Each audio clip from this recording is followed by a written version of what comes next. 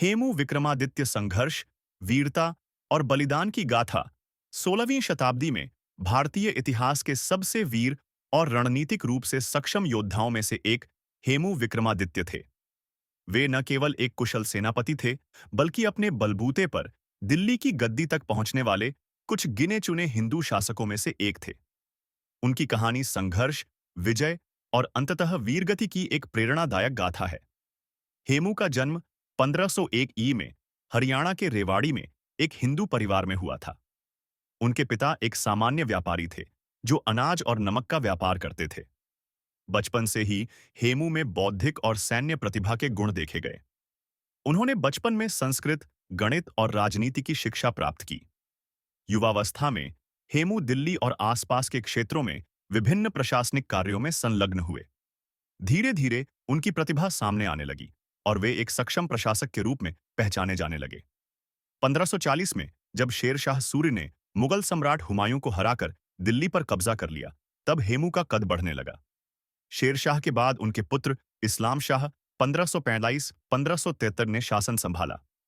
इस्लाम शाह ने हेमू की क्षमता को पहचाना और उन्हें अपने दरबार में महत्वपूर्ण पद दिया। इस्लाम शाह की मृत्यु के बाद सूर वंश कमजोर होने लगा और कई गुट आपस में संघर्ष करने लगे। इस समय हेमू ने आदिल शाह सूरी के साथ रहकर उनकी सत्ता को बचाने का प्रयास किया। जल्द ही वे प्रधानमंत्री और मुख्य सेनापति बन गए।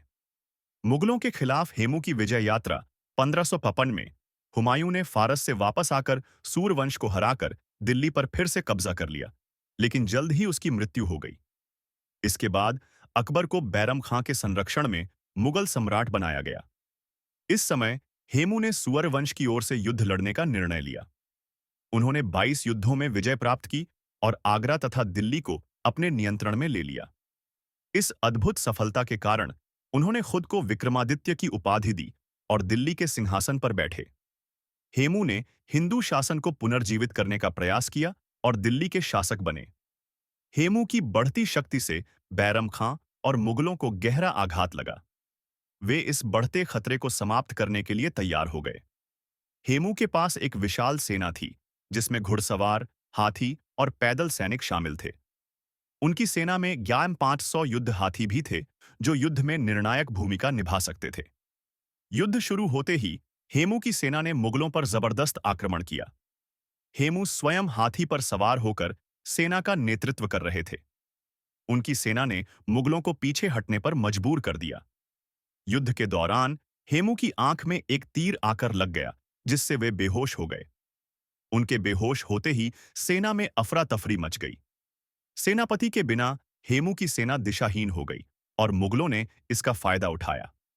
मुगलों ने हेमू की सेना को बुरी तरह पराजित किया और उन्हें बंदी बना लिया। बेहोश हेमू को बैरम खां ने पकड़ लिया और उन्हें अकबर के सामने लाया गया। बैरम खां ने सुझाव दिया कि अकबर को स्वयं हेमू का सिर काटकर गाजी की उपाधि लेनी चाहिए। हालांकि युवा अकबर ने ऐसा करने से इनकार कर दिया, लेकिन बैरम खां ने खुद हेमू का सिर धड़ से अलग कर दिया। हेमू के परिवार और समर्थकों को भी निर्ममता से मारा गया। हेमू भारतीय इतिहास में एकमात्र हिंदू योद्धा थे, जिन्होंने अपनी योग्यता और परिश्रम से दिल्ली का ताज पहना। वे भारतीय इतिहास में आखिरी हिंदू सम्राट थे, जिन्होंने विदेशी आक्रमणकारियों को पराजित कर सत्ता हासिल की थी। हेमू की सैन्य रणनीति और युद्ध कौशल अद्भुत थे। उन्होंने 22 से अधिक युद्धों में लगातार जीत हासिल की और एक शक्तिशाली सेना का निर्माण किया। आखिरी हिंदू शासक, हालांकि हेमू का शासन अल्पकालिक था, लेकिन उन्होंने हिंदू शासन की पुनर्स्थापना के लिए जो प्रयास किए, वे आज भी याद किए जाते हैं। हेमू विक्रमादित्य की कहानी संघर्ष, वीरता और बलिदान की कहानी है। उन्होंने अपने कौशल और साहस के बल पर दिल्ली का ताज हासिल किया, लेकिन दुर्भाग्यवश एक तीर ने उनकी नियति बदल दी। आज भी हेमू भारतीय इतिहास के उन वीर नायकों में गिने जाते हैं, जिन्होंने अपने परिश्रम और साहस से एक नई कहानी लिखी। हेमू का बलिदान हमें सिखाता है कि संघर्ष और परिश्रम ही असली सफलता की कुंजी है। क्या आपको यह कहानी प्रेरणादायक लगी?